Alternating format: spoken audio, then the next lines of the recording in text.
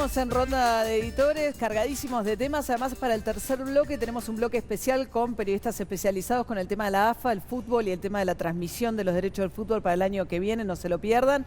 Antes de seguir con los temas más estrictamente de la actualidad, un tema muy relevante para el periodismo, que es que un diario, nada menos que como el Herald, va a dejar de salir en su formato diario en papel. Sebastián Lacunza es su director y escribió una editorial además el día miércoles, mostrando un poco, me parece, Sebastián, una decepción con esto que está pasando, ¿no? Bueno, porque es un diario muy caro para la historia del periodismo argentino, porque quedaron periodistas sin trabajo, 14 periodistas o diagramadores, y si bien refleja un problema en la industria de los diarios, digamos, a nadie sorprende en el mundo esto ocurre, también refleja un problema del mercado argentino, y creo que se requiere, entre otras cosas, digamos, de proyectos que lleven adelante diarios con seriedad y digamos, con visión de futuro, sobre todo para la transición al mundo digital, y también de un Estado activo. De ninguna manera me estoy refiriendo a intervenciones nocivas del Estado a través de la publicidad oficial, sino un Estado muy activo que garantice la pluralidad. Y esto que estoy diciendo se está debatiendo en el mundo. Sí, claro. ¿Sí? En el mundo, no es solamente de Argentina. Lamentablemente, a veces en Argentina los instrumentos se tergiversan. Claro. Y sí, con la publicidad oficial sabemos cómo terminó Tiempo Argentino, ¿no? Con empresarios que dejaron de cobrarlas y se fueron. Sí. Aprovechando que dice, se está debatiendo y lástima que no le ponemos tanto el foco a una ley de publicidad oficial que busca esto justamente, sacar la herramienta discrecional y convertir en una herramienta de fomento de la pluralidad. Es un debate que está instalado en el Senado, está en situación de comisión, ojalá salga, porque realmente la situación... Hay que ver, yo creo que lo que quiere el gobierno al respecto es bastante debatible. Te van a cambiar el micrófono, Adrián, porque hay algún problema con eso técnico en este momento. Pero Polky rinda cuentas alguna vez de toda la plata que se llevó de fondos oficiales, ¿no? Y sí. Tiempo Argentino era uno de los medios afectados, ¿no? Por lo que hizo Sergio Polky con ese y tantos otros medios, ¿no? Pero bueno, el Herald va a tener un formato semanal. Digamos, obviamente los periodistas que quedamos estamos de hace bastante tiempo, y se va a respetar lo que han sido los valores del Herald, por supuesto. El primer diario que publicó la lista de desaparecidos durante la dictadura, ¿no? Sí, una tristeza enorme. Todos sabemos lo que fue Bob Cox, su editor, digamos, grandes leyendas del periodismo argentino, Andrew Graham Yule, así que una pena, una tristeza enorme. Bueno, volvemos a nuestros temas de actualidad. Nos habían quedado en la agenda judicial, comentábamos en el corte, bueno, pasamos por Cristina Kirchner, pasamos por Milagro Sala. Está prófugo el cuñado de Julio Devido, ¿no? Todo un tema con aduana, contrabando. Un prófugo muy particular, porque viste que Claudio Minichelli, ¿no? La justicia lo estaba buscando y él estaba en un bar en Palermo, a donde va todos los días. Los periodistas de espectáculos de la zona que transitan por ahí decían, a ver, le sacaban fotos. Después creo que pasaron el dato y cuando fueron, obviamente ya no estaba. Me parece que el tema contrabando entró en un terreno ahora particular, porque desde el caso Gómez Centurión, esta es una secuela, ¿no es cierto? Me parece que hay una cantidad también de sectores del mundo empresario que están muy preocupados porque esto de alguna forma tenga una resolución, porque el contrabando era una de las vías que amenazaba lo que nosotros conocemos como sectores textiles, ¿no? O sea, ropa que traía etiqueta hecha en Argentina, pero que era fabricada en China, Corea, lo que inundaba las avenidas.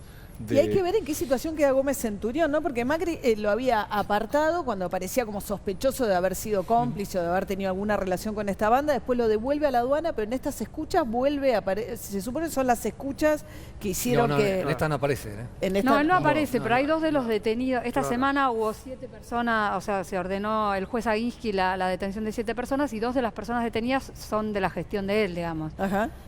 Bueno, eran los de carrera que estaban ocupando los cargos de aduana. Barreiro Laborda, que sigue detenido hoy. Es que no es de carrera, que era el supuesto informante de Gómez Centurión. Pero claro, que aparece en la primera escucha hablando con Centurión. Que aparece en la denuncia que le hizo Bullrich a Gómez Centurión. Pero acá hay un elemento también nuevo que, por un lado, es Tiscornia. Federico Tiscornia, que es el medio hermano del ex juez Guillermo Tiscornia, que se convirtió en informante. que dijo, yo le pagué sobornos a tal funcionario de la aduana, y que dio el nombre del empresario que compraba, que pagaba sobornos para sacar por $70.000 cada uno de esos contenedores de los 300 que tiene bloqueados Gómez Centurión en el puerto de Buenos Aires. Digamos, es un negocio enorme. Enorme. Esto de pagar $70.000 por container. Por un contenedor que depende de lo que vale, cuesta entre 1 millón y 5 millones de dólares, ¿no? Tengo varios temas, así que voy punteando un poco. Tema de la tapa de página de hoy, Irina, Sí. es una investigación de Arroyo Salgado, que también tomó una decisión importante con el fiscal, después vamos a hablar de eso, pero donde investigan una propiedad de Jorge Macri en Miami que se compró a través de una sociedad y que no está declarada en su declaración jurada de bienes. Exacto. Jorge Macri compra un departamento en Miami por $403.000. No está declarada en la AFIP. Esto se detecta a través de informes de operaciones sospechosas de la Unidad de Información Financiera y de la Procelac, que es la Procuraduría de lavado de dinero. Sí, bueno, se abre una investigación por lavado a raíz de esto, con lo cual están en investigación otras posibles maniobras. Hay que decir que Jorge Macri ya tenía como antecedente la denuncia muy similar a la de su primo, al presidente, por las offshore que aparecieron en el marco de los Panama Papers. los Panama Papers. Offshore que, a diferencia de Macri, están activas y tuvieron actividad últimamente. Nosotros habíamos publicado en Tiempo Argentina hace un par de meses que las offshore estaban operando, tenían operaciones financieras aún en estos tiempos, con lo cual, y esa es una offshore que está a nombre de Jorge Macri. Jorge Macri integra el directorio de esa offshore y se está investigando si tiene relación con este tipo de operaciones inmobiliarias. Ahora, en Estados Unidos. Sandra Arroyo Salgado, ¿no? Jueza federal, la viuda de Nisman, nada menos, ¿no? Es la que tiene esta causa, que está investigando, y es además la que acusó de narco al fiscal general de San Isidro esta semana, ¿no? Al fiscal Novo.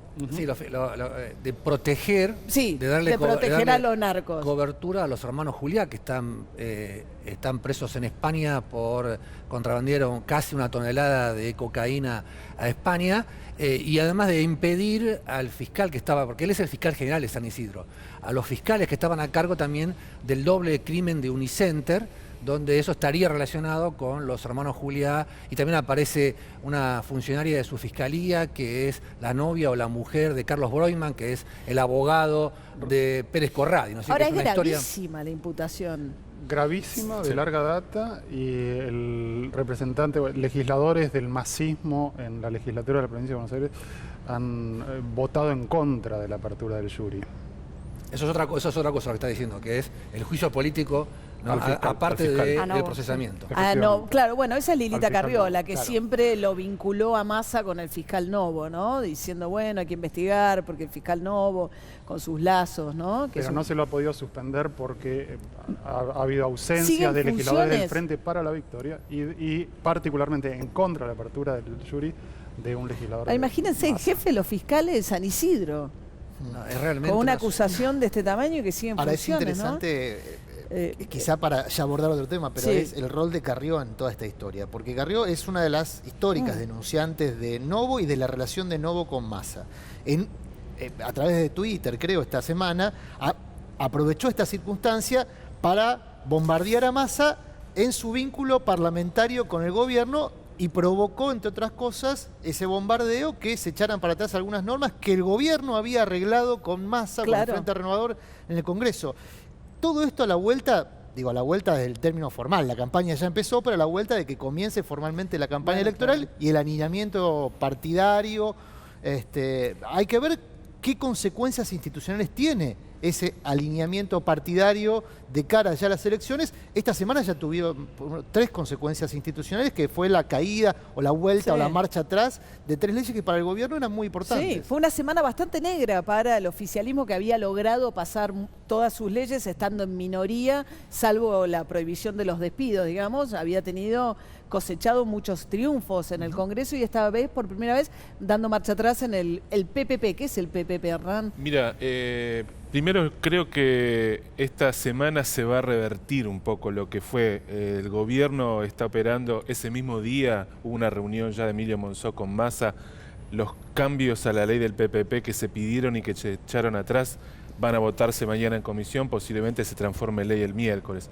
El PPP es una ley, es un proyecto de ley que establece cómo, digamos, regula cómo los privados pueden hacer obras de infraestructura para el Estado que no están dentro del presupuesto, para que uno distinga. Vos vas a tener una cantidad de obras públicas que están presupuestadas que financia el Estado de tu presupuesto, y las que no tienen fondos, o sea, las que vos no podés hacer porque no tenés fondos, las ofreces bajo algún tipo de concesión al sector privado. O sea, no es... El privado hace la obra y después se la cobra con... Exactamente. Lo que vos hacés, si querés usar un mecanismo como el PPP, es decir, bueno, hay una obra pública excedente que necesita el Estado, el gobierno, el país, y no la podés financiar con el presupuesto, bueno, tenés el PPP como herramienta. Ellos habían planteado que era un esquema apto como para que muchos interesados en inversiones en infraestructura se canalizaran por esta vía. Yo creo que la ley me parece que no va a quedar muerta, o sea, es una ley que van a revivir, igual que el presupuesto. Digamos, el gobierno va a tener presupuesto, se va a votar, se está cambiando. Hay un conjunto de, digamos, de discusiones y negociaciones que van a resolverse, digamos. Claro, creo que esta semana... Una de las discusiones más grandes fue el tema de científicos, ¿no? El recorte de 3.300 millones de pesos al presupuesto de ciencia y técnica, que se armó una marcha grande frente al Congreso, una movilización y un ministro que trata de recuperar, ¿no?, a Lino Barañao algo de los fondos que le cortaron. Luego de una promesa de campaña de duplicar en términos del PBI los fondos para la ciencia, y lo primero que hace el gobierno en cuanto puede, el primer presupuesto que elabora, lo reduce. Son promesas lesivas para que, digamos, en este primer año que los gobiernos suelen tener acompasado, digamos, y con ciertos indultos de la opinión pública, incumplimiento de promesas, luego quizás se cobraron. Lo que pasa es que hay que enganchar los dos temas, porque la ley del PPP, como la reducción del presupuesto para ciencia, están orientados en una filosofía política del gobierno que es favorecer la inversión privada y retirar al Estado de ámbitos donde el gobierno considera que no debe estar. Por ejemplo, la inversión en ciencia y tecnología, y cederle ese espacio al sector privado con herramientas legislativas que lo favorezca. La discusión es, en tal caso, más profunda, o tiene esta profundidad. No creo que se dé con esta profundidad estas semanas, porque, insisto, se está negociando ya en términos electorales. Y una de las cosas que va a pasar esta semana en términos de negociaciones, por ejemplo, la ley de emergencia social, que viene vinculada a todas estas leyes que van para atrás. Es decir, si sale la emergencia social, probablemente salgan el presupuesto. Y ahí otras Massa leyes que es están el gran ordenador de los debates parlamentarios, o por lo menos el que termina, ¿no?, inclinando el debate en un lado o en otro. Un día vota con el kirchnerismo, otro día acompaña al oficialismo, y mientras tanto arma su propio juego político, ¿no? Sergio Massa mirando, me parece, de reojo al kirchnerismo. Fue interesante. Se cumplieron 6 años de la muerte de Néstor Kirchner la semana pasada, y Máximo Kirchner hizo como un guiño a Florencio Randazzo, ¿no? Dijo, se le va a pasar el enojo a Florencio. Yo no sé si se le va a pasar con el kirchnerismo, ¿no? Pero también Máximo se había reunido con Massa antes, ¿no? Es como que ahora Cristina Kirchner le cerró la puerta a la posibilidad de un hipotético acuerdo con Massa, ¿no? Sí. Massa, de cara al 2017, seguramente va a disminuir el grado de acuerdo con el macrismo en el Congreso. Bajarlo, claro. Creo que tiene un problema político, obviamente es un político de primerísimo nivel, pero tiene un problema político que es que necesita los votos del kirchnerismo, pero si pacta con las principales figuras del kirchnerismo, le cuesta sus propios votos. Entonces, en esa fricción, me parece que el 2017 se va a manejar más. Bueno, gracias a todos por haber estado acá esta noche. Nos queda todavía un bloque con un tema fundamental. Fue una semana cargadísima, porque bueno, la FIP salió a plantear que no quiere más beneficios impositivos para la AFA, y dicen que detrás de eso estaría la idea de convertir a los clubes en sociedad anónima, y todavía está en discusión qué grupo de medios va a tener los derechos de televisación para el año que viene, y quién va a conducir la AFA, y si Macri tiene un candidato propio para la AFA. Todo eso después del bloque con 4 tremendos especialistas en esta materia. Quédense ahí.